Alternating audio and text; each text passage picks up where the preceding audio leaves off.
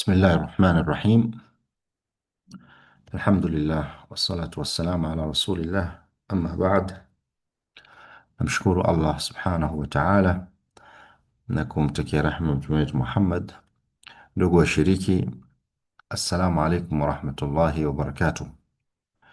Nichukue fursa hii tena kuwakaribisha katika mwendelezo wa mafunzo yetu juu ya uongozi, na tulipofika ni katika mada ndogo ya ujuzi au umahiri anaopaswa kuwa nao kiongozi.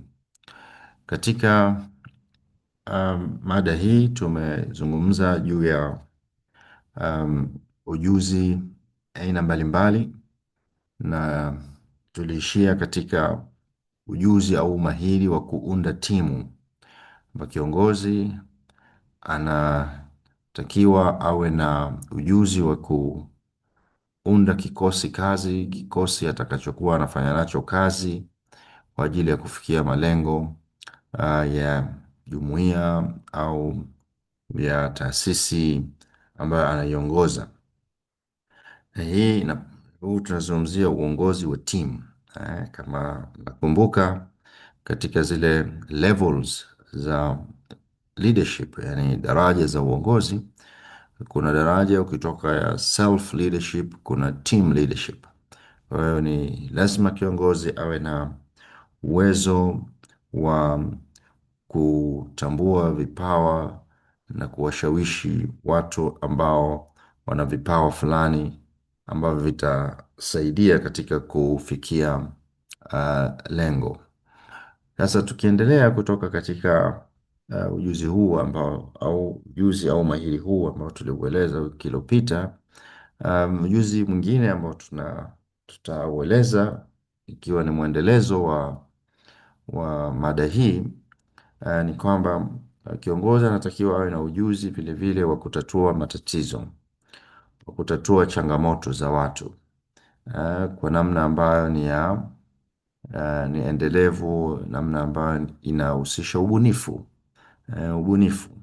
Kwa hivyo kiongozi anatazamiwa na anatarajiwa awe na umahiri katika kutafuta ufumbuzi wa changamoto ambazo zitakuwa zinakabili harakati ambayo anaifanya au taasisi au jumuiya. Okay? Na japokuwa kuna ubaya wa kukopi na kupesti katika muktadha ambao utawezesha solution hiyo kufanya kazi, lakini kinachohimizwa zaidi ni kuwa creative, sio tu kukopi na kupesti wengine walivyofanya na kadhalika.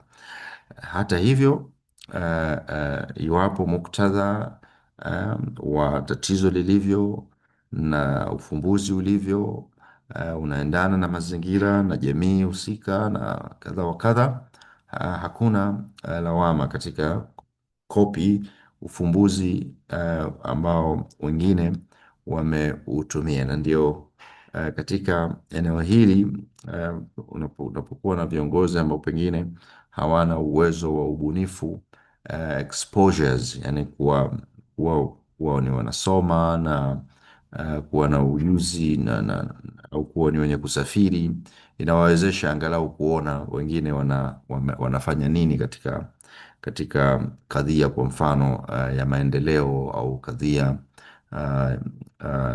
mbalimbali ambazo kiongozi huenda akakumbana nazo.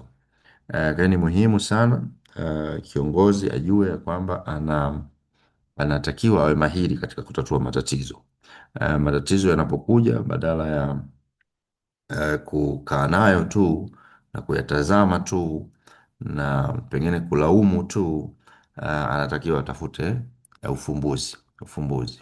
Na hivyo ni muhimu kuwa na subra. Zinapokuja changamoto, muhimu uwe na subra kupokea changamoto hizo, lakini kubwa sio tu kusubiri hali ya kuwa changamoto ziko, ni kwamba zinatakiwa zitatuliwe. Na katika kutatua hizo changamoto kutakuja vile vile na mitihani yake. Wengine wanaweza wasielewe wengine wanaweza wakaona inahatarisha maslahi yao. Kwa hivyo ni kitu kinachohitaji subra katika utekelezaji wa ufumbuzi au wakati wa kutatua changamoto ambazo zinaweza zikajitokeza. Tunasema blame game is a losing one. Tabia ya mtu kuwa unayo nafasi ya uongozi na ukawa unalalamika, na wewe pia ni mlalamikaji, hiyo ni tabia ya watu wenye kushindwa katika uongozi. Ushapewa jukumu la kuiongoza familia, wewe ndio mzazi ndani ya familia. Unatazamiwa uyatatue matatizo ya familia. Sasa kulaumu eh, haisaidii sana, haisaidii na haiwezi pengine kuwatoa wanafamilia kutoka kwenye mkwamo walionao kwenda kwenye hatua inayofuata. Kadhalika kwenye taasisi au jumuiya, wanapotokewa na changamoto, viongozi wanatakiwa itafutie ufumbuzi, sio blame game, kutafuta mtu wa kumlaumu au kulaumu. Kama kuna tatizo la kimaadili, okay, ndani ya familia, ndani ya jumuiya, ni ni opportunity ya kuweza kutafuta njia na mikakati ya kuweza kusahihisha au kuweza kurekebisha jambo hilo. Kwa hivyo ni kitu muhimu mtu ambaye yuko katika nafasi ya uongozi ajue kwamba hatazamiwi awe anacheza mchezo wa kulaumu. Anatazamiwa awe ni creative solution provider. Okay? Na katika hili natakiwa ili kuwa mbunifu ni lazima ulitazame tatizo from many angles, uangalie vyanzo yani root cause analysis, hususan katika nafasi za uongozi wa kitaasisi, wa kinchi. Unatakiwa uangalie root cause analysis, nini tatizo, chanzo cha tatizo hili. Okay? Au mizizi ya tatizo hili ni kitu gani? Na utazame katika engo tofauti tofauti, yani katika perspective tofauti tofauti, na hapa ni muhimu hata kujumuisha wataalamu tofauti tofauti kulitazama tatizo lililopo. Katika ngazi za kinchi unaweza ukakuta inaundwa tume, inaundwa jopo la wataalamu pengine kuchambua root causes ya umaskini wa Watanzania, root causes ya umaskini wa Tanzania. Na hivyo jopo hili kwa lina watu tofauti tofauti, pengine wanasheria, pengine masociologist, pengine na maeconomist wapo ndani hapo, pengine na political scientist wako hapo ndani. Jopo hili litaleta tachambua tatizo lililopo katika angles za kitaaluma za taaluma tofauti tofauti, na hivyo kupelekea kuja kwa ufumbuzi ambao utakuwa ni wenye maono mapana katika kutatua changamoto ya umaskini na changamoto nyingine. Kwa hivyo ni muhimu unapokuwa kiongozi, tatizo linapokuja si tu kimbilia haraka haraka kulitatua. Na of course kuna haja ya kufanya haraka kwa baadhi ya matatizo ambayo yanajitokeza, lakini ni muhimu vile vile kujiuliza what's the root cause, okay, ya tatizo kama hili. Wakati mwingine inaweza ikawa ndani ya team yuko mtu ambaye ni toxic, anawaharibu wenzake, anaharibu spirit of the team. Okay, kiasi cha kwamba inapokuja katika utekelezaji anakuwa kashatia fitna, kashatia mawazo ambayo mabaya ambayo yanaathiri sasa ikija katika utendaji. Kwa hivyo unaona kitu hakifanyiki. Sasa ni muhimu ukaanalyze nini tatizo, chanzo ni nini, mbona maagizo hayatekelezwi. Wakati mwingine inaweza ikawa kuna mtu ambaye ni toxic katika timu, kwa lazima utafute kujua tatizo ni hili na uangalie sasa njia ambayo ni mwafaka kutibu, kwenda kwa huyu muhusika pengine ambaye ni toxic na kuweza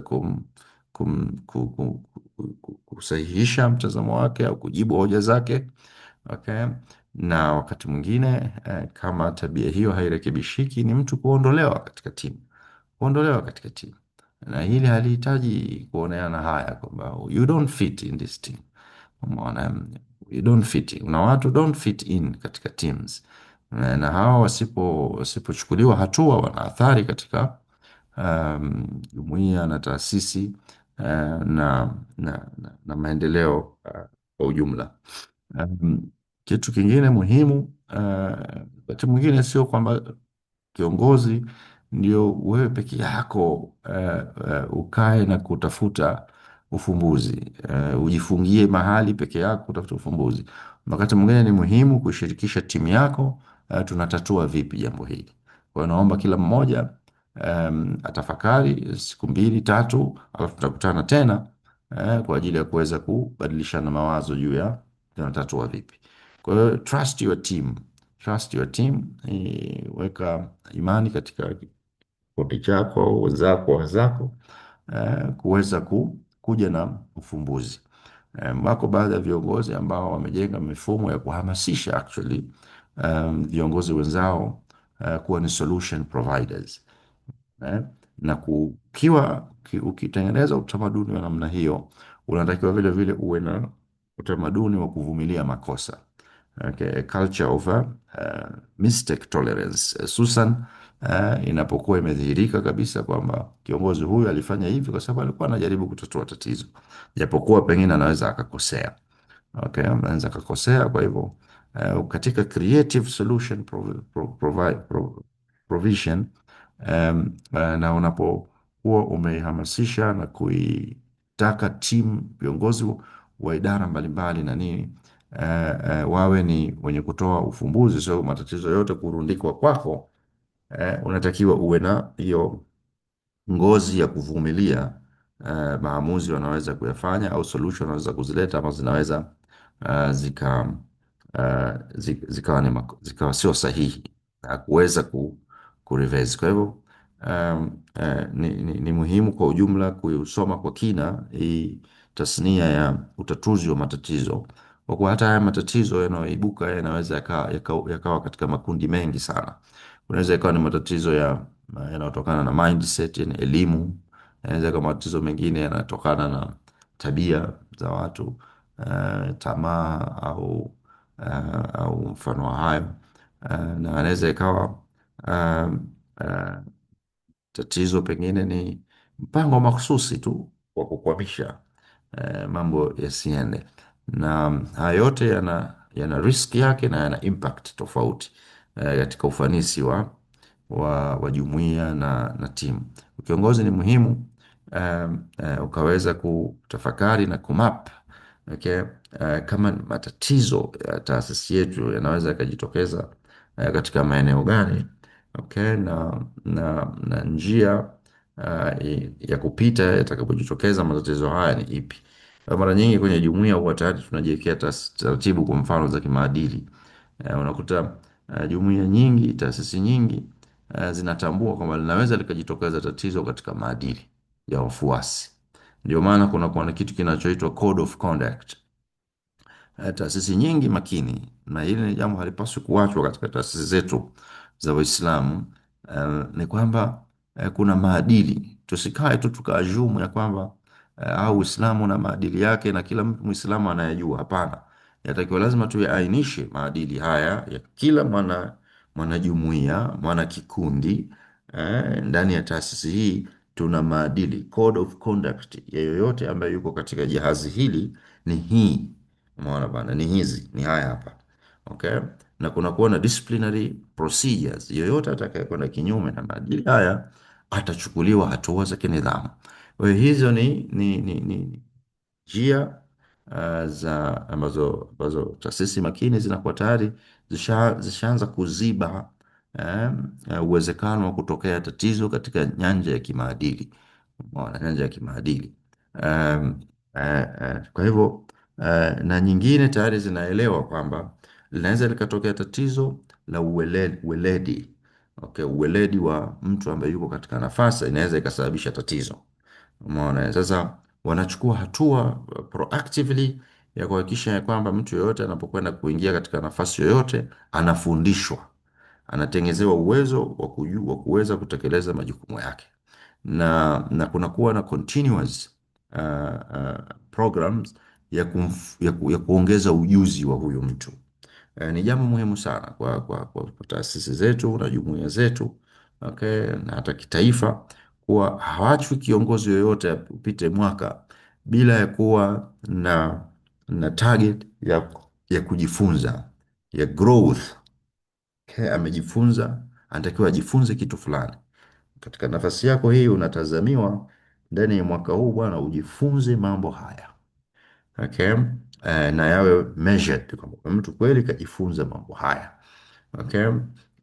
Katika taasisi ambazo baadhi yetu tumefanya kazi, kuna kitu kilikuwa kinaitwa KPI, Key Performance Indicators. Katika hii Key Performance Indicators kulikuwa kuna maeneo manne ambayo ni muhimu mfanyakazi yoyote aweze kutekeleza, ajue kwamba anatazamiwa atafanya mambo fulani katika maeneo haya manne. Kuna swala la customers, kwamba lazima utoe huduma nzuri kwa wateja, na kunakuwa na specifics, vitu maalum ambavyo vinatazamiwa uvifanye. Alafu kuna masala ya wengine ni financials, kama ni kampuni ya kibiashara au hata kama ni taasisi inayotoa huduma, kunakuwa na malengo ya kifedha vile vile, ima kuongeza mapato au kupunguza gharama au kuzifanya gharama kuwa himilivu. Okay, kwa hivyo inakuwa ni moja katika objective kwamba wewe katika nafasi hiyo unatakiwa pengine ujitahidi kuongeza mapato haya, na vile vile kumanage gharama za kuendesha hii ofisi au kuendesha hiyo idara yako zisivuke kiwango hiki. Kwa hiyo inaitwa financial target. Na alafu kuna mambo ya internal processes improvement, kwamba inatazamiwa unakuwa na target ya kwamba kila mwaka unatakiwa ushauri, upendekeze sera au taratibu ambazo zinatakiwa ziboreshwe. Okay? Taratibu gani inatakiwa iboreshwe? Kwa nini inatakiwa iboreshwe? Na itaboreshwa kwa kufanya nini?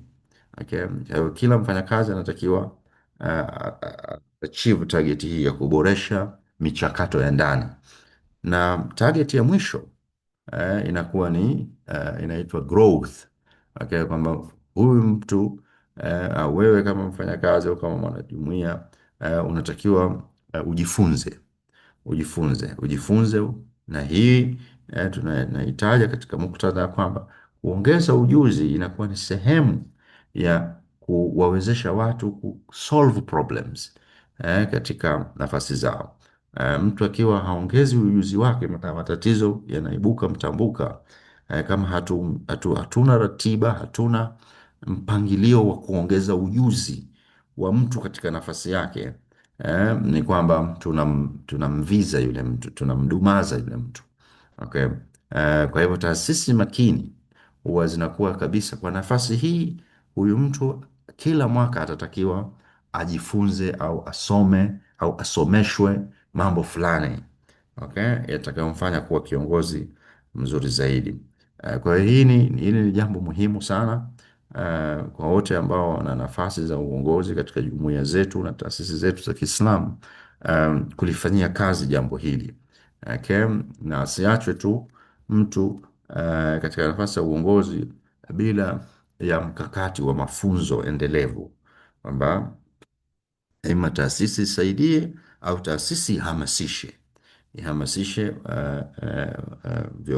viongozi wao au members wao kuongeza maarifa katika maeneo kadha kadha. Eneo jingine ambalo kiongozi anatakiwa awe mahiri nalo ni critical thinking. Critical thinking ni kutafakari vizuri katika mambo kwa lengo la kujenga, na sio kwa lengo la kubomoa. Kuna thinking nyingine ni kubomoa, ni destructive. Lakini nazungumzia critical thinking, ni uwezo wa kutafakari juu ya mambo mbalimbali kwa lengo na dhamira ni kujenga. Natafakari juu ya jambo kwa sababu ya kutaka kutafuta njia bora za kuimarisha. Hakuna tatizo, wakati mwingine mambo yanakwenda vizuri, lakini lazima ipatikane critical thinking kwa ajili ya kuangalia mbele tunakwendaje. Kwenye ofisi makini, taasisi makini duniani, kuna kitu wanakiita Office of the Future. Office of the Future. Yani hii ni idara kabisa ambayo inaongozwa na watu ambao kazi yao ni kutafakari juu ya the future of the organization. Yani miaka mitatu ijayo, miaka mitano ijayo, hii taasisi inatakiwa iweje? Okay, iweje katika maeneo mbalimbali. Iwe ni katika public image yake, iweje katika malengo yake, katika mikakati yake, okay, katika uwezo wake wa kifedha na kadhalika na kadhalika na kadhalika. Kwa hivyo ni ofisi ambayo ipo katika kuchambua wakati wote tulipo, obstacles, opportunities zilizopo, okay, future gani ambayo tunataka tuishape kama taasisi. Tunataka tushape mustakbal, uweje, mustakbal uweje, mustakbali wa jamii inayotuzunguka tunataka iweje. Umeona, sasa kuna msemo maarufu ya kwamba usikae tu ukangojea wengine watengeneze mustakbal alafu wewe ufuate mustakbali huo. Tunatakiwa sisi to shape the future. Ku shape the future maana yake ni wewe kujenga mustakbal na wengine wote wafuate nyinyi katika mustakbali huo. Na ndio tunaona leo nchi zilizoendelea kupiga hatua sana wana shape the future katika technology ya mambo ya AI, kwamba sasa tunataka ma robots na mambo fulani fulani ya msingi msingi yaweze tu kusimamiwa na, na akili mnembe. Umefahamu eh? Kwa hivyo they're shaping that future. They're shaping that future. Wao wanakuwa ni wenye kutengeneza mustakabali huo, tengeneza mustakabali huo. Ukija kwenye mambo ya magari, watu wamekaa na kufikiria juu ya uharibifu wa mazingira na nini na nini na nini. Okay. Sababu nyingine za kisiasa, pengine kuzidhoofisha nchi za Kiislamu ambazo zina mafuta, uchumi wake. Amekuja na mbinu ya magari ya kutumia umeme, kutumia umeme. Okay. Kwa hivyo wamefikiria namna bora ya kutengeneza mustakbal, kutengeneza mwelekeo wa mbele na kufanyia kazi ili huo mwelekeo uwe reality. Okay, kwa hivyo ni kitu muhimu sana kiongozi kutambua kwamba utakiwa na imagination na utafakari juu ya mustakbal ambao unataka kutengeneza. Kutengeneza mustakbal wa taasisi hii, watu wake, wafanyakazi wake, kama ni bidhaa zake, okay, kama ni mchango wake katika jamii, okay, unataka uwe upi. Umeona, ambao unataka kushape mustakbali huo. Kwa hiyo train your mind, takiwa ujielimishe na kuweza kutafakari, kuuliza zaidi maswali kwa wataalamu katika kuelewa kadhia mbalimbali. Unatakiwa uangalie ushahidi uliopo ambao unaonyesha pengine kuna changamoto fulani au fursa fulani. Okay. Unatakiwa uevaluate evidence. Kwa mfano hawa ambao wamekuja na masala ya magari haya yanayotumia itakayokuwa yanatumia umeme, hiyo ni zao la critical thinking. Na wamekuja na ufumbuzi huo baada ya kuwa kuna ushahidi mwingi kwamba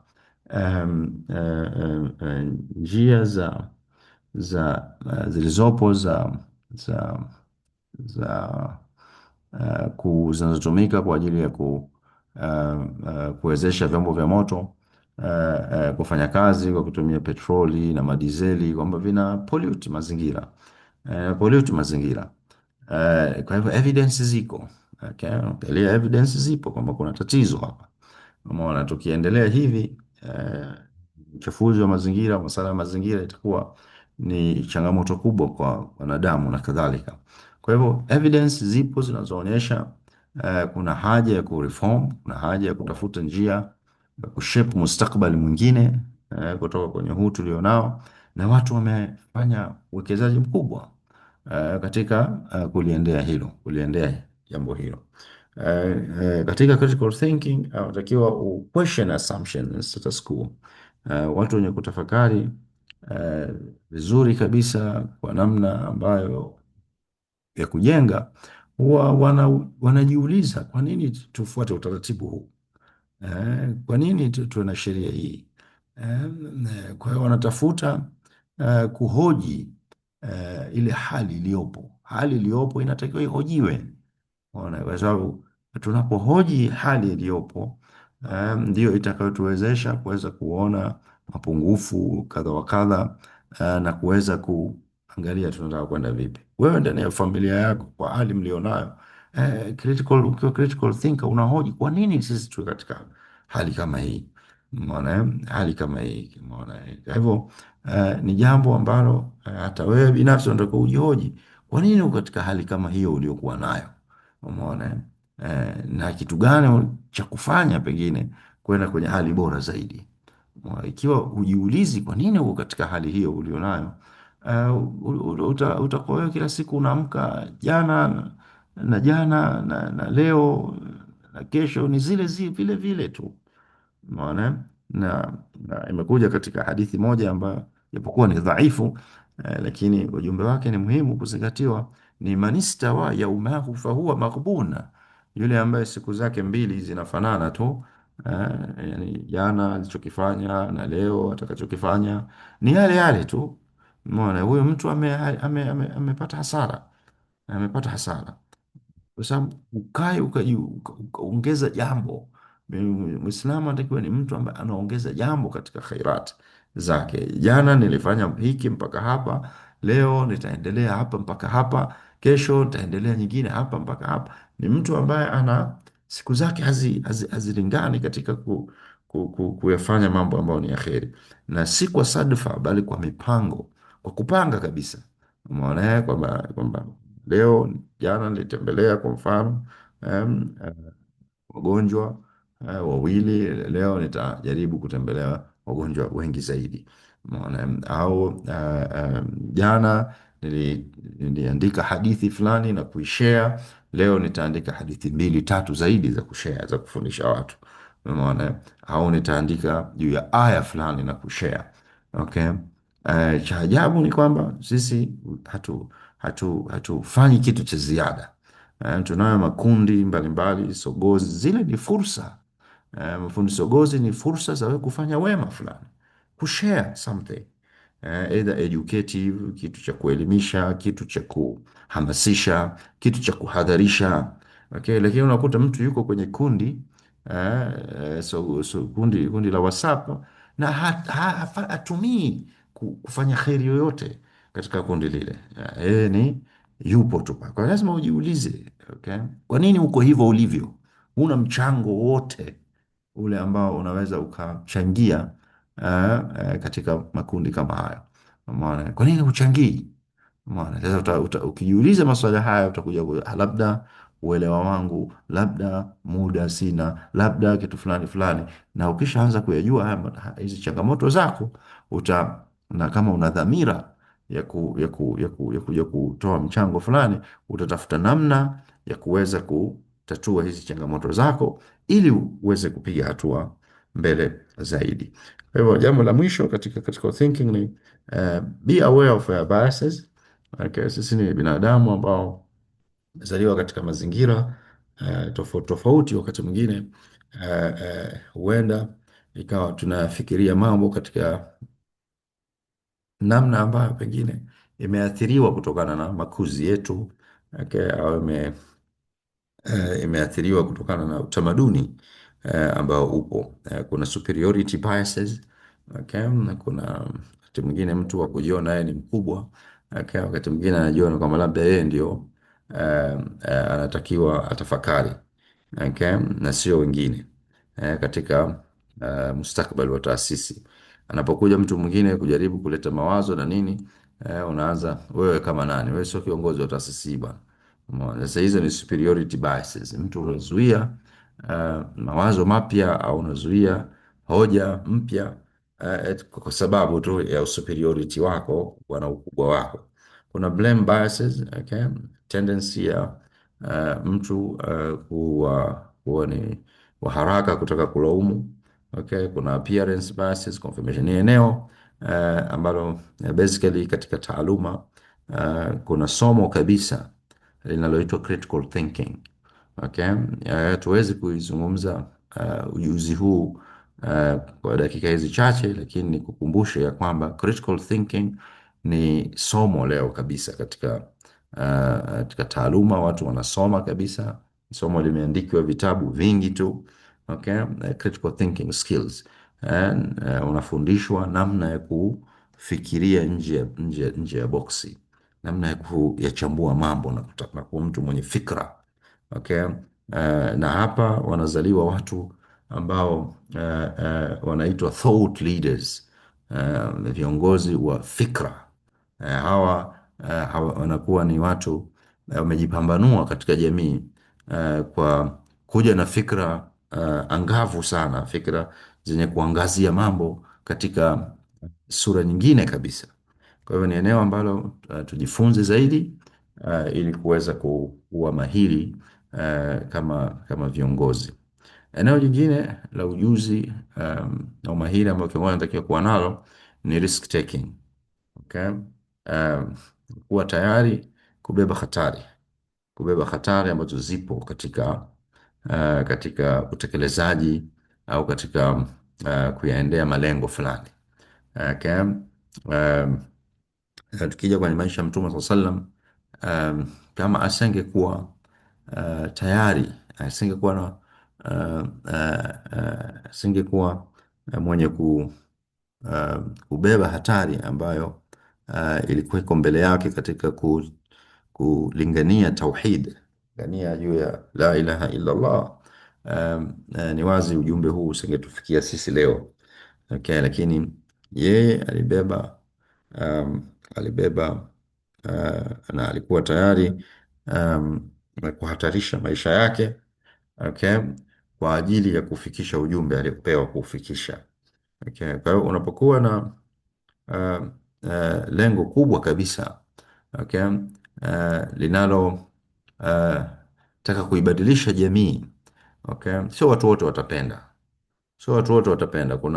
Hakuna mifumo katika jamii ambayo hakuna watu wananufaika nayo. Hii ndio lazima ufahamu. Hakuna mfumo wote unaouona upo katika jamii, uwe wa kijamii, uwe wa kiuchumi, uwe wa kisiasa, ambao hakuna beneficiaries na hakuna losers. Hakuna yani, lazima mfumo wote utakuta kuna watu wana benefits na kuna watu wana lose. Mifumo hii inatofautiana tu katika kiwango cha wangapi wana benefits, wangapi wana lose. Okay, wangapi wana lose. Ukija kwa mifumo ya kiuchumi huku ambapo una mifumo inayozungumzwa ya socialism, capitalism, okay, ni mifumo hiyo ambayo kila mmoja umejengeka katika kuna capitalism, ni kwa maana unakuta wachache watanufaika, utakuwa na masuper billionaire, okay, na kutakuwa na wengi wana lose, wengi wana lose, yani watakuwa katika hali ya kawaida au ya chini, lakini wachache mno watakuwa ni wakubwa sana, watakuwa ni matajiri wakubwa sana. Umeona? Sasa leo kwa mfano katika nchi kama Marekani huko na nini, kuna watu utajiri wao unakusanya bajeti za bara zima la Afrika, bara zima la Afrika. Yani value tu ya mali aliyokuwa nayo ule mali aliyokuwa nayo inazidi bajeti zote za Afrika, za nchi za Kiafrika. Okay? Sasa ni utajiri wa kiasi gani huo huko kwa mtu mmoja, kwa mifumo yote. Ukija ujamaa unajaribu kureverse hii kwamba wengi wanufaike, okay? Na kama kuta ambao hawatanufaika wawe wachache. Unaona, ni wa kupindua kabisa, na kuna mifumo mingine ya kati na kati ya kwamba kusipatikane watu wengi wenye kupata wenye kuhasirika, bali watu wote wawe wanaweza kustawi na kwenda juu na kujikwamua kiuchumi na kadhalika, bila kuwaacha wengi nyuma. Kwa hiyo mifumo yoyote ile inayokuwepo katika jamii, iwe wa kisiasa, iwe wa kiuchumi, iwe wa kijamii, kunakuwa na beneficiaries, kunakuwa na watu wananufaika.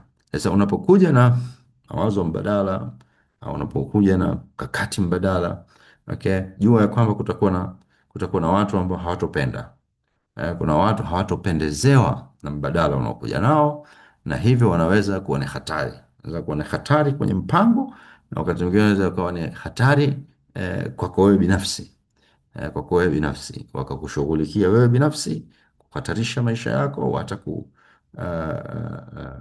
kufanyia mambo mabaya kabisa, au wanaweza wakaresist katika kuzuia matunda ya mikakati yako. Unapojaribu kutaka kufanya jambo fulani unazuiwa, ujaribu kufanya fulani unazuiwa, kufanya fulani unazuiwa. Vikwazo vinakuwa kadha wa kadha. Kwa hiyo kiongozi unataka utambue ya kwamba unatakiwa urisk take, uwe tayari kubeba hatari katika mbinu unazozichukua, au hata katika mchakato mzima wa kutaka kuongoza mabadiliko fulani. Okay. Kwa hivyo katika personal risks inaweza ikawa ni attacks, wewe kuvamiwa au blackmail au kuchafuliwa. Okay? Au kuchafuliwa. Kuna hizi ni mbinu kongwe, hata Mtume wetu sallallahu alaihi wasallam alizipitia, alikuwa attacked yeye mwenyewe, lakini vile vile alichafuliwa, aliitwa mchawi. Okay? Na majina mengine mabaya mabaya ambayo alizushiwa ili kuchafua hadhi yake na heshima yake. Sasa anasema fearful leaders, viongozi waoga inapelekea kuwa na viongozi dhaifu. Okay, kama hauko tayari kuhatarisha, okay, pengine hata umashuhuri wako kwa sababu ya jambo ambalo unaliona ni sahihi linatakiwa lifanywe, lakini sio popular, sio jambo litakalo wafurahisha wengi, basi hutakiwi kuogopa kufanya maamuzi sahihi kwa sababu tu ya kupoteza umashuhuri. Umashuhuri, kuna jambo ni baya, ni baya, okay, sasa kulikemea na kulipiga vita, itakuwa ni kitu sio mashuhuri sana, hakitopendwa na watu wengi, lakini lazima kitu hicho kizuiwe, lazima kisitopishwe. Kwa hivyo kiongozi lazima utengeneze strategy nzuri kabisa ya kuweza kukabiliana na changamoto itakayokuwepo pamoja na hatari ya wewe kupoteza umashuhuri wako katika juhudi hiyo. Okay? Lakini ukiwa mwoga utakuwa ni kiongozi dhaifu siku zote. Okay? Na wanasema wachambuzi wa masuala ya uongozi kwamba 99% of risks are not fatal. Yani mara nyingi zile hatari ambazo wakati mwingine tunaziogopea haziwi na athari kubwa kwako wewe kama kiongozi.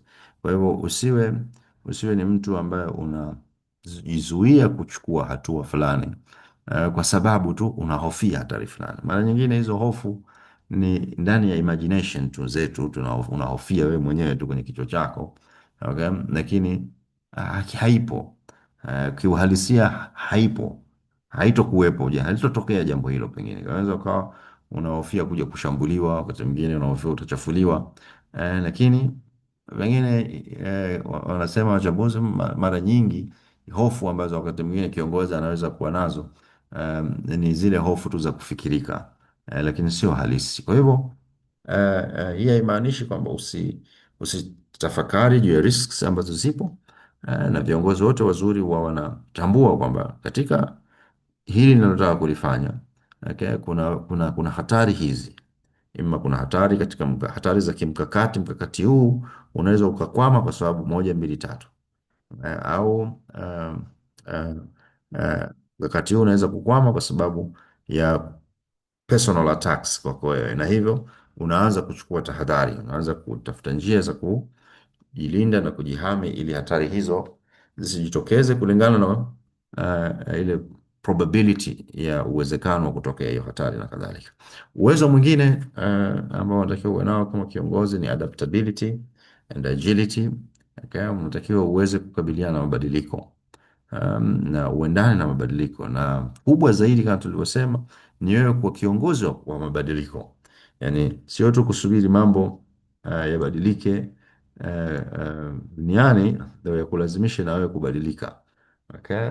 Inatakiwa ukiliona jambo ambalo ni bora na sasa inabidi tuachane na lile la zamani, inatakiwa uweze kuadapt, kubadilika, kuwa tayari kubadilika. Kuna hoja bora zaidi, kuna taratibu bora zaidi, kuna sheria bora zaidi, okay? Kuna nidhamu bora zaidi. Hayo hayatakiwi mpaka watokee watu kuya push mabadiliko haya ndio uyalete haya mabadiliko, uwe adaptable.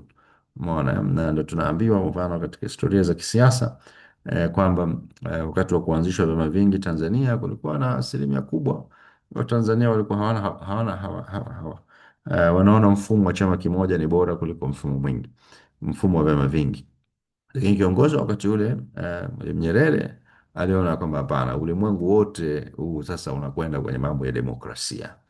Okay, tukikaa tukisubiri mpaka wakati huo mwafaka wananchi watake demokrasia, itakuwa tumechelewa sana na inaweza ikaleta uvunjifu wa amani na kadhalika. Kuanzia sasa tufungue milango ya vyama vingi, watu waweze kusajili vyama vyao wakati ambao bado hawajavihitaji hivyo vyama vingi. Kwa hiyo ilikuwa ni uwezo wa kutafakari na kuadapt, okay, kabla hata haja haijajitokeza. Okay, kwa hivyo kiongozi unatakiwa uwe adaptable enough, uwe ni mtu ambaye unaweza kuona kwa mazingira haya tunayokwenda nayo kunahitaji mabadiliko, inahitaji kuyaasisi mabadiliko kabla hata hayajawa ni ombi au haijawa ni jambo ambalo lina msukumo wa wadau mbalimbali katika kutaka kulileta. Developing leaders ni vile vile ni ujuzi ambao unatakiwa na uwezo ambao unatakiwa kiongozi uwe nao kutengeneza viongozi wengine.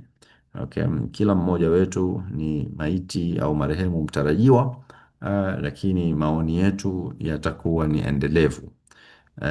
Dira zetu ni endelevu na dira zetu ili ziendelee zinahitaji watu. Usipoandaa watu ambao wataendeleza maono na wataendeleza dira ile, ni wazi ya kwamba dira hiyo na maono hayo yatakufa pamoja na wewe. Kwa hivyo kiongozi mzuri anatakiwa siku zote awekeze katika kujenga viongozi wajao watakaoendeleza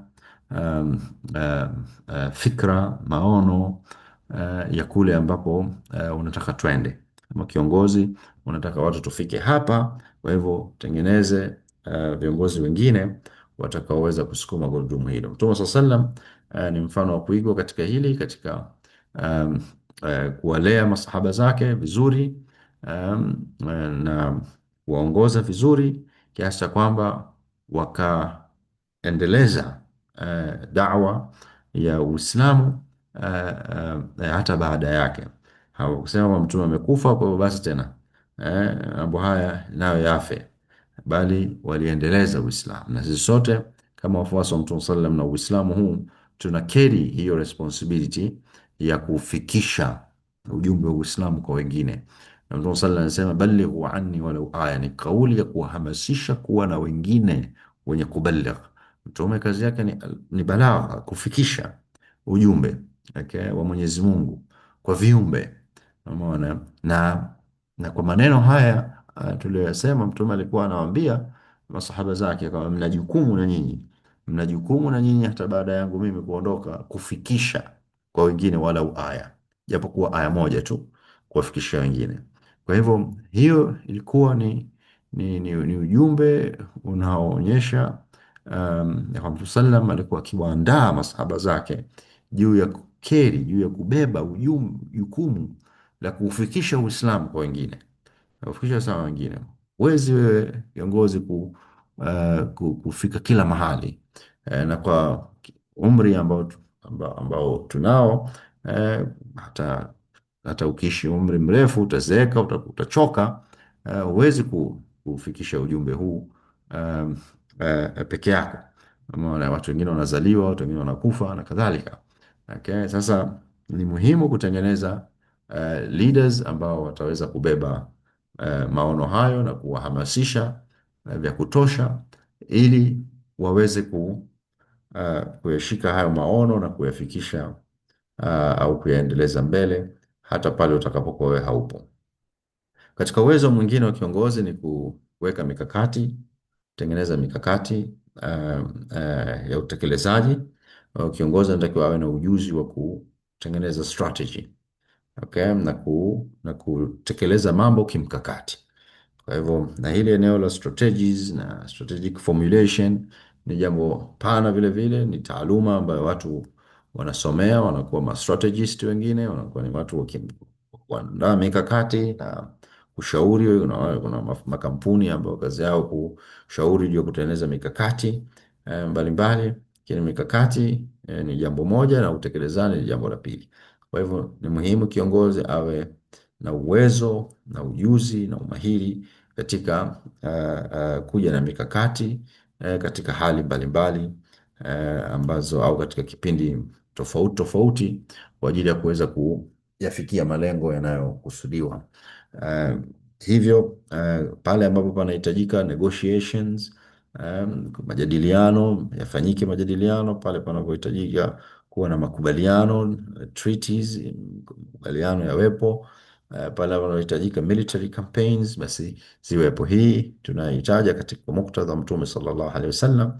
Mtume katika kuact strategically alikuwa akifahamu hapa mkakati mzuri ni negotiation, tusitumie nguvu. Okay, hapa tujadiliane na hawa mabwana ili tuweze kwenda mbele. Katika hali nyingine hapa tufanye mkataba.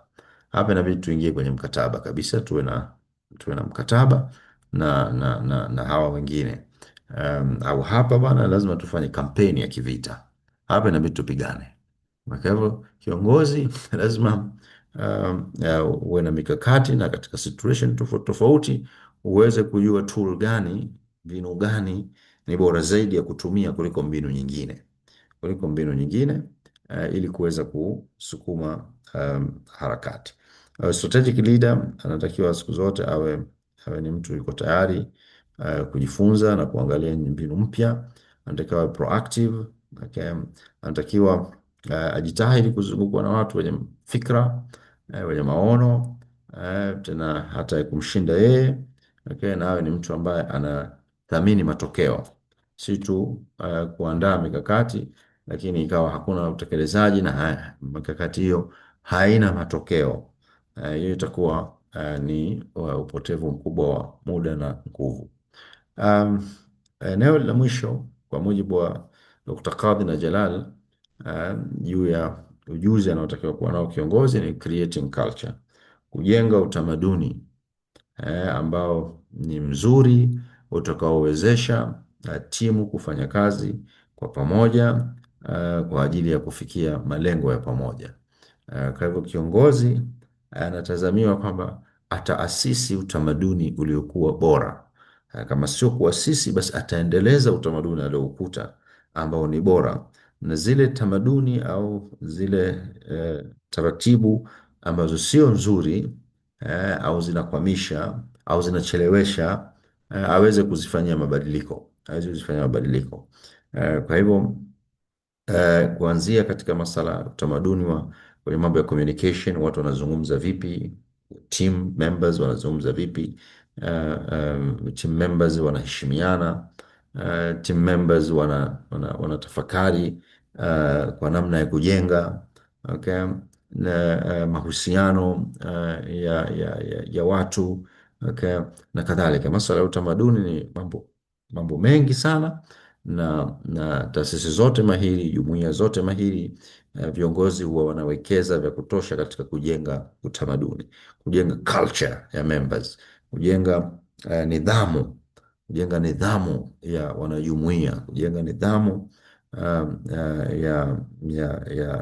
ya wafuasi. Wafuasi lazima wajengwe katika nidhamu fulani, vinginevyo kutakuwa na na na na na na vurugu badala ya watu kufuata utaratibu. Kwa hiyo ni muhimu kutengenezwa viongozi kujifunza na kuwa mahiri katika swala zima la kuwajenga wafuasi katika swala zima la kuwa na maadili mazuri, kuwa na uh, uh, na utaratibu mzuri wa kuyafanya mambo na kadhalika. Okay? Hiyo ni kitu muhimu sana. Unaweza ukaajiri watu wazuri.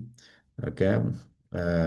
Okay. Ukiajiri watu wazuri na ikawa kuna utamaduni mzuri, taratibu mzuri, okay, basi kazi nyingi zinaweza kufanyika. Hii ni nukuu kutoka kwa wataalamu wa masala ya uongozi na na utamaduni au masala ya nidhamu, kwamba ukiajiri watu wazuri, watu wenye uwezo mzuri, na ikawa ukawaweka katika mazingira ambayo yana utaratibu, yana nidhamu mzuri, basi kazi inakuwa kwa kiasi kikubwa itaweza kufanyika. Na kinyume chake ni hivyo hivyo, ukiwa umeajiri watu wazuri katika eneo ambalo utaratibu na nidhamu ni mbaya, usitarajie matokeo. Tarajie matokeo. Kwa hiyo kiongozi uwe na uwezo wa kuweza kuona tatizo la kinidhamu lililopo, tatizo la utaratibu. Taratibu gani zinakwamisha, taratibu gani zinazorotesha, taratibu gani zinavunja hamasa ya watu, na kuja na utaratibu na utamaduni na nidhamu ambazo zinawafanya members wapende kuwepo katika jumuiya, waweze kutekeleza kazi zao kwa namna iliyokuwa bora zaidi. Eneo hili la masala ya nidhamu na culture, again, ni kama ninavyosisitiza siku zote, hizi skills tunapozitaja hapa ni kwa juu sana, ni maeneo ambayo yanafundishwa kwa masiku na miezi juu ya culture. Okay? Katika taasisi, organizational culture, ni vitabu, ni moja katika majina ya vitabu ambayo utakutana navyo iwapo utaamua kujiendeleza zaidi katika eneo hili, organizational culture, namna ya kuasisi taratibu na nidhamu katika taasisi. Okay? Na namna ya kuzifanya hizo nidhamu na hizo taratibu kuwa ni zenye kusaidia badala ya kurejesha nyuma. Moja katika matatizo yetu makubwa katika jumuiya zetu za Kiislamu na katika taasisi na hata katika misikiti, unakuta tuna tatizo kubwa la hii culture la nidhamu. Waumini tunatumia misikiti lakini hatuna nidhamu, hatuna nidhamu. Na ukitaka kuona um, tulivyokuwa hatuna nidhamu, unakuja utaona katika maeneo mengi sana, kama utafungua macho utaona hatuna nidhamu katika mambo hata ya hygiene tu, katika matumizi tu ya vyoo na kadhalika. Unakuta mambo ambayo hayafurahishi kabisa. Nasema vipi Muislamu unaweza unatumia sehemu ya vyoo, alafu baada ya kutumia ukaacha katika hali hii. Umekikuta choo kiko katika hali ya usafi, umekuja umefanya mambo yako, umeacha uchafu wako hapo. Umeona, ukija katika masala hata ya misikiti na usafi wake, unakuta kwamba hapa tuna tatizo. Kama waumini tunaswali kwenye msikiti huu, umejaa vumbi, umejaa vumbi, na hakuna mtu anaona ana wajibu wa kuhakikisha msikiti unakuwa ni msafi. Unaona, sasa hiyo ni utamaduni. Sasa wanasema utamaduni siku zote unajengwa na kiongozi pale anapoacha tamaduni mbaya bila ya kuzirekebisha. Ukitaka utamaduni wote katika taasisi, ni wewe kutolerate taratibu na nidhamu mbaya. Ukitolerate tu mambo mabaya, maadili na nidhamu mbaya, ukazivumilia, ujue ndio unajenga utamaduni wa ovyo kabisa. Sasa unakuta mara ngapi viongozi wetu kama ni wa misikiti wanasisitiza juu ya usafi wa msikiti. Utakuta hata kuzungumzwa, wakati mwingine alizungumzwa jambo hili. Maana kama mtu mini lazima wakumbushwe na wahamasishwe na wahimizwe juu ya kuhakikisha misikiti inabaki inakuwa ni misafi. Wahamasishwe juu ya siku fulani ya kuja kusafisha misikiti. Maana si tu swala la kwamba kuna watu maalum walioajiriwa, wako watu walioajiriwa, lakini watu hawa wameajiriwa sio wewe uje uchafue. Umeona, hawajaajiriwa hawa ili wewe uje uchafue. Umeona, wewe ni pati ya mini ambayo unawajibika kuweka usafi katika msikiti. Hawa ni wasaidizi tu. Umeona, itakapokuwa mtu ameghafilika, itakapokuwa wasaidie kuyaweka haya mazingira, lakini kila mmoja ana wajibu wa kuhakikisha nyumba hii ya Mwenyezi Mungu inakuwa safi. Maana nyumba ya Mwenyezi Mungu inakuwa safi katika maeneo yote, katika maeneo ya kusalia mpaka katika maeneo ya haja. Amefahamu? Eh, na na pale ambapo kunaonekana kwamba kuna changamoto fulani, basi watu wanatakiwa waijadili na kuitafutia ufumbuzi. Um, Sasa kwa mfano, kuna katika baadhi ya misikiti unakuta kuna maeneo yanachafuka kwa sababu watu kwa kukosa sehemu za kuweka viatu, watu wanalazimika sasa kuchukua viatu vyao na kwenda kuviweka katika maeneo fulani fulani. Eneo hilo ukienda ndani ya msikiti unalikuta liko chafu sana, limekuwa kama ndio eneo la watu kutupa viatu vyao, lakini ndani ya msikiti. Tatizo ni nini? Tatizo ni kwamba watu hawaja, kiongozi wa msikiti haujabuni njia ya kuweka yale yale shoe racks, maeneo ya kuweka viatu, haujatengeneza maeneo ya kuweka viatu. Umeona, wakati jambo hili linaweza likawa hata ni chanzo cha mapato cha msikiti. Unaweza ukatengeneza viboksi na kufuli vikawekwa ndani ya msikiti, na mumin wakahimizwa juu ya ku- kununua, kukodisha kiboksi hicho cha kuweka viatu, na fedha atakayoitoa itakwenda katika kusaidia katika shughuli mbalimbali za msikiti. Umeona, lakini unakuta fikra kama hizo hazipo, lakini wengine wametumia fikra nyingine mzuri pia, ya kujenga maeneo ya kuweka viatu, na mtu unaweka viatu unapewa kadi. Haya ni katika mambo mazuri ambayo vile vile yanafanyika katika baadhi ya misikiti kuhakikisha kwamba viatu haviingii katika misikiti. Okay?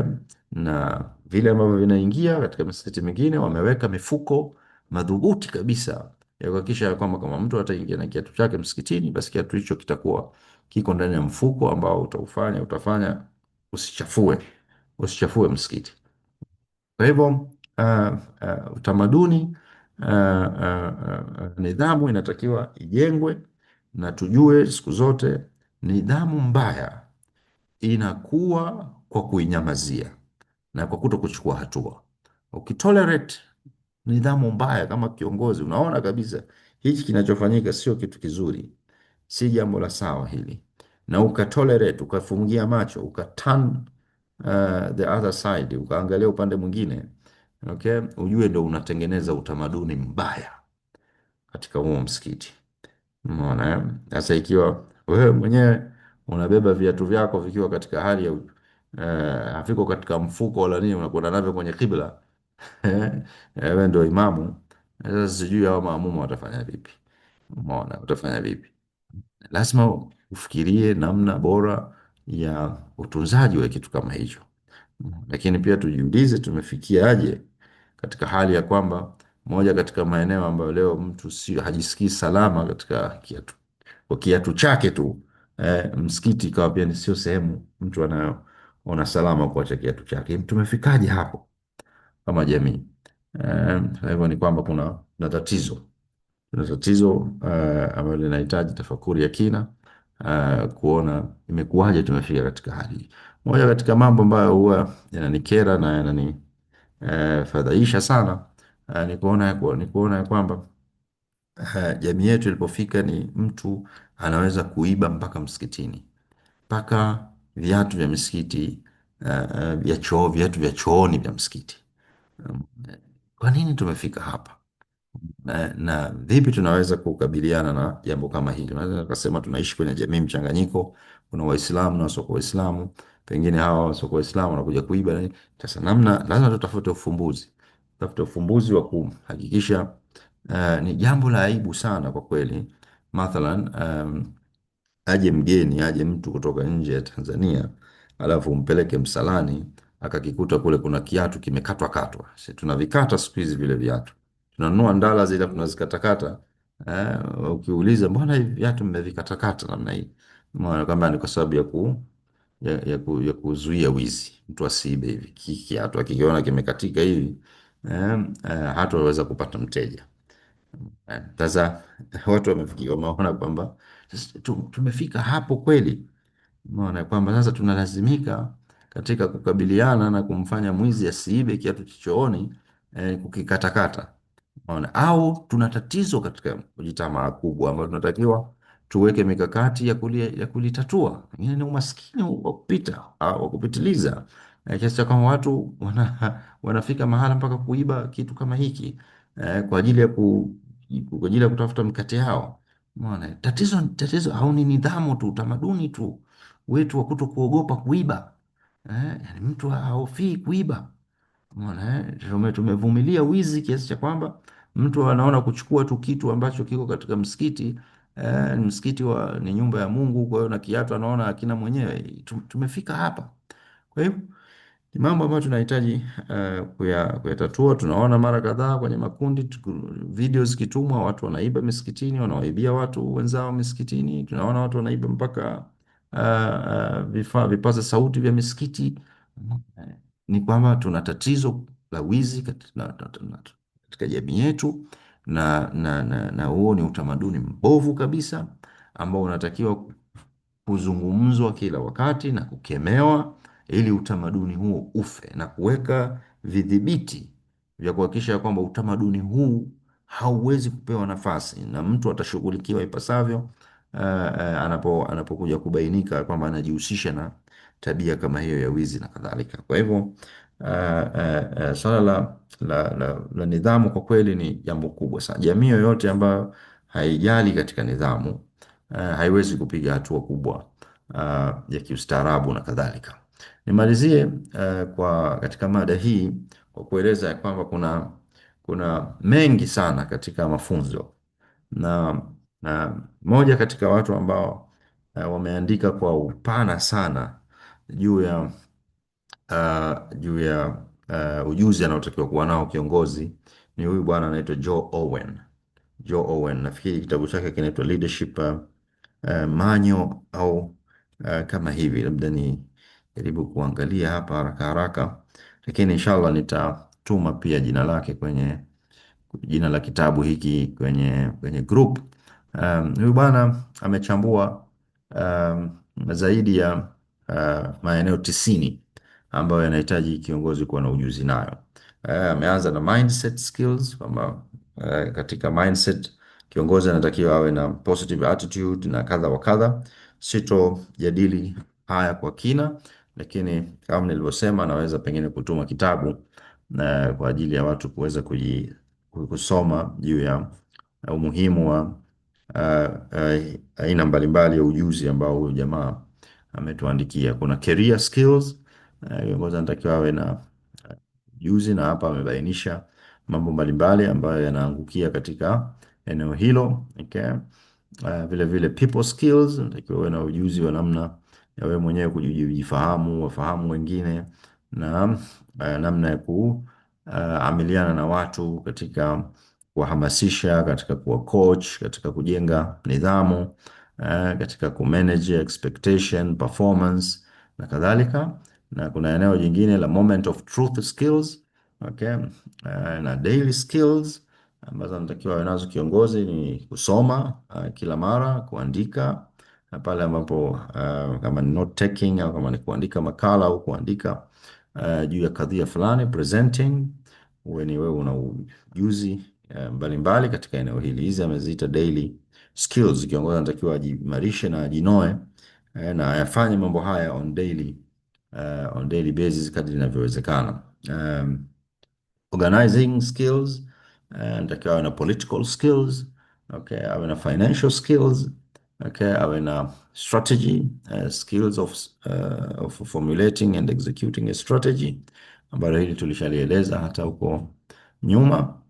Kwa hivyo ni maeneo mengi ambayo Joe Owen amejaribu kuyaainisha kama ni maeneo ambayo viongozi wanatakiwa wawe mahiri, hususan viongozi katika jumuiya, katika ngazi za jumuiya, katika ngazi za taasisi, na zaidi katika muktadha wa taasisi za kibiashara. Kwa hiyo yana context ya ya ujuzi ambao anaozungumzia Joe Owen zaidi uko katika taasisi za kibiashara. Yani ukiwa wewe ni kiongozi, ni executive, ni mkurugenzi mkuu wa taasisi ambayo ni ya kibiashara.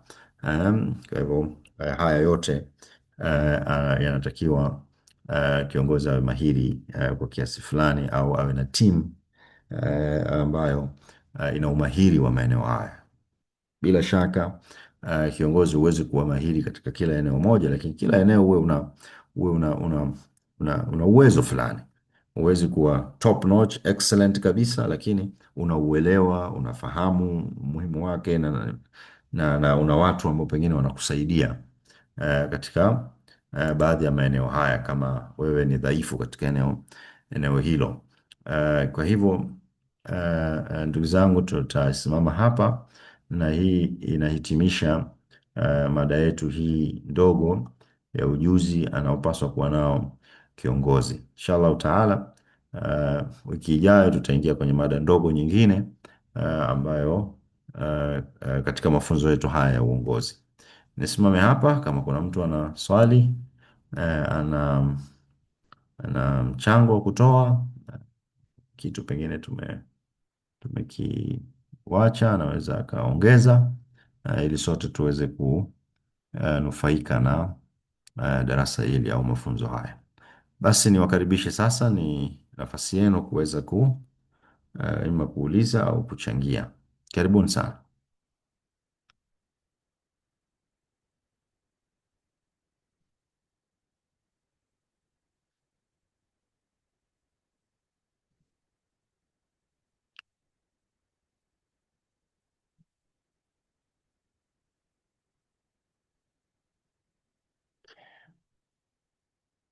Na kama dakika tatu hivi ili kuweza kuweza kuchangia, kama kuna mtu anataka kutupa um, faida au anataka kuuliza, unaweza ukatumia fursa hii.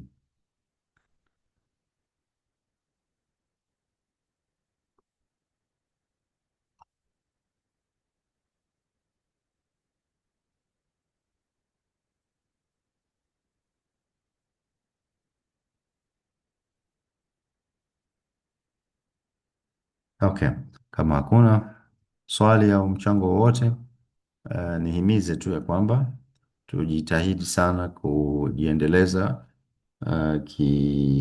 kiujuzi kwa kusoma zaidi juu ya mada hii ndogo, ujuzi anaotakiwa kuwa nao kiongozi, na pengine inategemea na wewe nafasi yako ya uongozi ni ipi. Kama ni wanafamilia tu, basi jitahidi kutafuta vitabu na hata makala ambazo zitakuwa zinazungumzia juu ya ujuzi anaotakiwa kuwa nao uh, mtu katika ngazi ya kifamilia kwa ajili ya kuongoza wenzake au kutoa mchango wenye manufaa katika familia yake, kama ni kiongozi wa msikiti na kadhalika. Kuna vitabu vingi ambavyo vinaandikwa juu ya ujuzi na vingine vinajenga ujuzi husika kabisa na katika eneo fulani.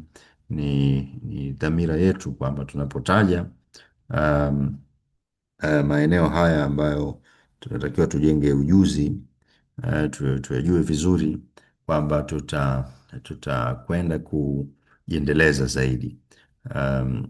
Hatukusudii kwa kipindi hiki kifupi kuweza kukufundisha wewe people skills, okay, au career skills, okay, lakini tunakutanabahisha tu ya kwamba kama ulikuwa hujui nawe ni kiongozi, basi haya ndio maeneo ambayo pengine unatakiwa uanze kuyatazama.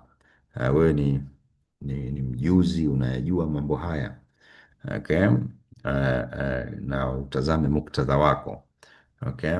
Ulikuwa unajua kwamba wewe kama kiongozi unatakiwa usome kila wakati, daily actually. Okay. Wewe kama ulikuwa usomi daily, maanake ujue ya kwamba uh, unajidumaza. Kiongozi husoma, wanasoma, okay? Na viongozi wazuri wanasoma mara nyingi zaidi, okay? Kwa sababu ni katika kusoma ndiko unakoweza kupata mawazo mbalimbali uh, na kuweza kukufanya kuwa kiongozi utakayeweza kutoa mchango uliokuwa mzuri zaidi. Sasa kama husomi, huna utamaduni wa kusoma, kwa kweli ujue hilo ni tatizo na unatakiwa ulitafutie ufumbuzi. Tafutie ufumbuzi ni kila mmoja wetu hapa, na hasa kama tunavyojua Uislamu umehimiza sana watu kusoma. Kama tunavyokumbushwa mara kadhaa na kukumbushana, aya ya kwanza iliyoteremshwa kwa mtume wetu Muhammad sallallahu alaihi wasallam inahusu kusoma, kujifunza na kusoma. Kwa hivyo kila mmoja wetu ajue daily ana wajibu wa kujifunza kusoma.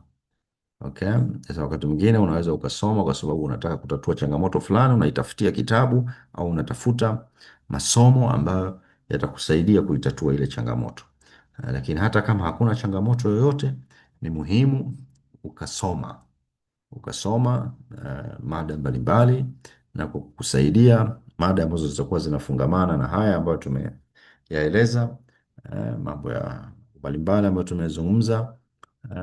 Unaweza ukatafuta masomo au vitabu vinavyozungumza kwa undani juu ya maeneo haya ambayo tumeyagusia hapa kwa haraka haraka. Samahani, je, umewahi kutuandalia somo la itifaki humu, hususan katika kuongoza taasisi zetu hizi za kidini? Je, ni zipi itifaki za kiongozi mzuri katika taasisi? Hapana, hatujawahi kuzungumza masala hayo ya somo la itifaki. Kwa hivyo pengine ni moja katika maeneo ambayo kiongozi unatakiwa ujiimarishe katika kuzingatia itifaki mbalimbali. Kwa hivyo ni jambo ambalo hatutaweza kulizungumza kwa kuwa hiyo inakuwa ni specific area ambayo mtu anatakiwa kujifunza itifaki, sala ya itifaki. Na hata katika mambo ya kisiasa au kuna kidiplomasia, ni somo maalumu hilo, masala ya itifaki, kuzingatia mambo ya itifaki na nini.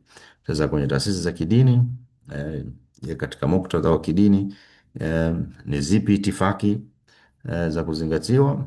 Hili ni swali ambalo wote linatuhusu, inabidi tujiulize, kuna itifaki gani za kuzingatiwa, na je, itifaki hizo zipo, tunazifanyia kazi au vipi? Kwa hiyo niseme tu hivyo kwamba hapana, mimi sijawahi kuzungumza somo la itifaki, lakini ni kitu muhimu kwa kiongozi kufahamu itifaki, swala la itifaki, kwa kuwa unaishi katika jamii, utajumuika na watu mbalimbali katika jamii, lakini pia ndani ya taasisi kuna hierarchy, na lazima utambue wakati mwingine hizo nafasi za watu na mambo yanayofungamana nayo. Kwa hiyo ni eneo ambalo tunahitaji kujielimisha zaidi. Kama kuna mtu katika mafunzo haya ambaye yuko tayari kutupitisha katika somo la itifaki katika muktadha wa taasisi zetu za kidini, tunamkaribisha kuja kuwasilisha somo hilo.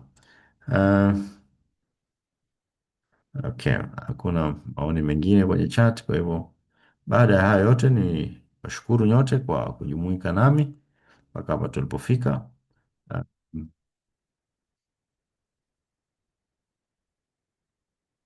okay. Hapa tulipofika, niwashukuru sana na niwatakie siku njema. Maasalam. Na mada hii na notes zake tulishatuma katika kundi letu la uongozi. Kama kuna mtu amejiunga ambaye hayumo katika kundi la uongozi, awasiliane nami kwenye namba ambayo iko hapo. Okay.